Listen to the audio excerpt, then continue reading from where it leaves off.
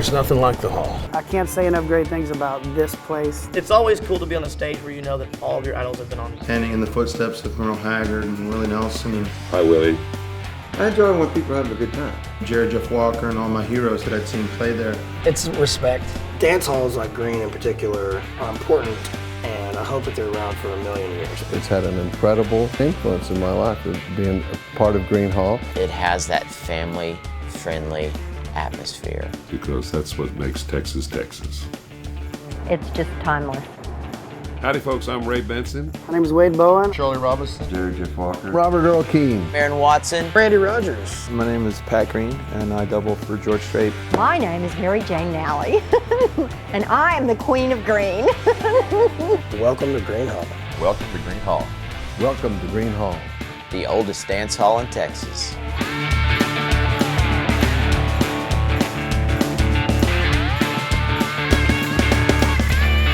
With over 2 decades of living on the Texas frontier under their belt and their life in Germany long behind them, the Gruene family was building a legacy that would last well beyond their lifetime. Ernst Gruene Sr. had bought a 52.5-acre tract of land near the Guadalupe River in 1873 in what is now Gruene, Texas. They didn't have any tourists or people floating down the river in those days. The area was rich in alluvial soil, which was extremely adaptable for the cultivation of grain products, and particularly cotton.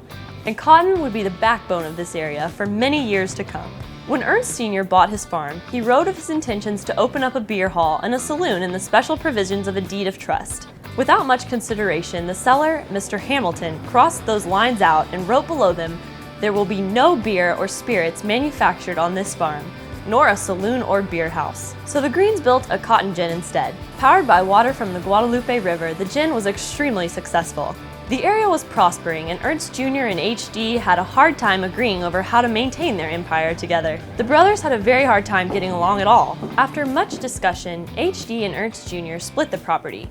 HD decided to buy his brother's share, and Ernst Jr. moved into New Braunfels to open up a mercantile. All cowboys, they have to have clothes, they gotta eat, they gotta have their whiskey.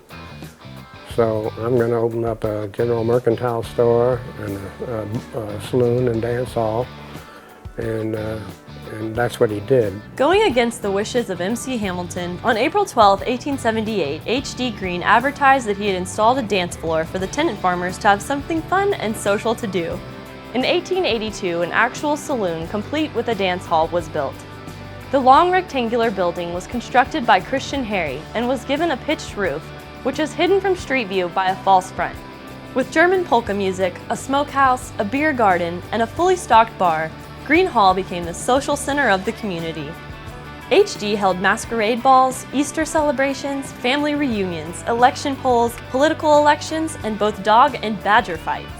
Picnics were often held behind the hall for the townspeople of Gruene. One of the most popular kind of picnics was the catfish fry, for catfish was always plentiful in the Guadalupe River below Gruene.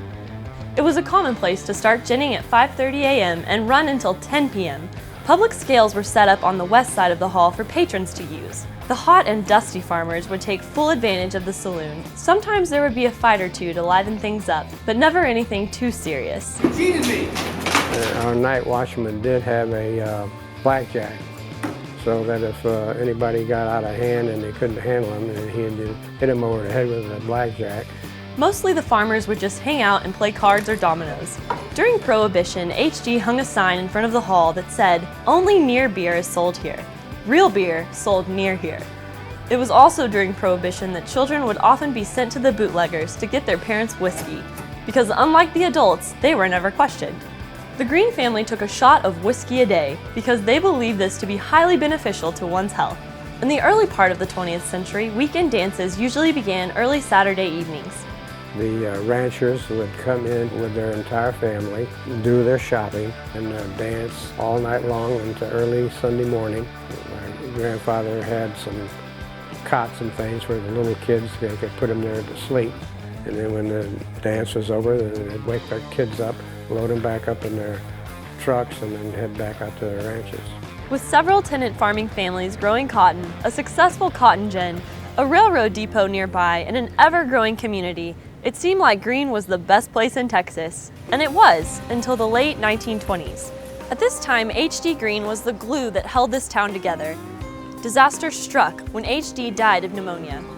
Thus began the rapid decline of Greene's good fortune. In 1922, a majority of the town's cotton gin was destroyed in a fire. All that remained was the boiler room, which is now the main entrance to the Gristmill River restaurant and bar. It was also during the 1922 cotton season that root rot struck, and many farmers pulled up stakes and retreated elsewhere. In 1925, the boll weevil infestation brought complete destruction to the crops in Gruene. This left farms and the majority of the residents jobless, hungry, and hopeless. Because of the lack of income, many residents had to leave Gruene in order to make a living elsewhere. With the Great Depression knocking at the door, the community of Gruene slowly began to crumble. And from 1929 to 1972, Gruene was a ghost town. Gruene went on hard times and became más y menos a ghost town. According to many locals, there is an old ghost that roams the street at night, wandering from building to building when all is quiet and peaceful. And many claim they know perfectly well who this wandering spirit may be. It is none other than H.D. Gruene himself, just watching over the town he so deeply loved. By 1972, H.D.'s ghost may have been the only presence left in Gruene, but remarkably, his old dance hall remained open. It was also in 1972 that developers had blueprinted the destruction of buildings in Gruene. And the town was sort of sleepy and not much going on. But as fate would have it, Gruene would soon become known as the town that wouldn't die.